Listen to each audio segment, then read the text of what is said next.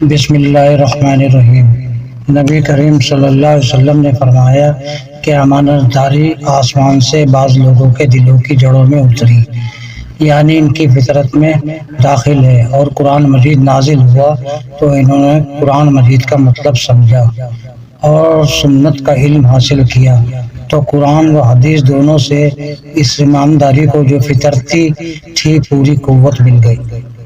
سب سے اچھی بات کتاب اللہ اور سب سے اچھا طریقہ صلی اللہ علیہ وسلم کا طریقہ ہے، اور سب سے بری نئی بات بدعت پیدا کرنا ہے دین میں، اور بلا شبہ جس کا تم سے وعدہ کیا جاتا ہے وہ آ کر رہے گی، اور تم پروردگار سے بچ کر کہیں نہیں جا سکتے۔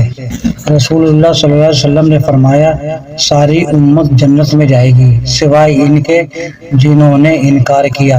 صحابہ نے عرض کیا یا رسول اللہ انکار کون کرے گا؟ فرمایا جو میری اطاعت کرے گا وہ جنت میں داخل ہوگا، اور جو میری نافرمانی کرے گا اس نے انکار کیا۔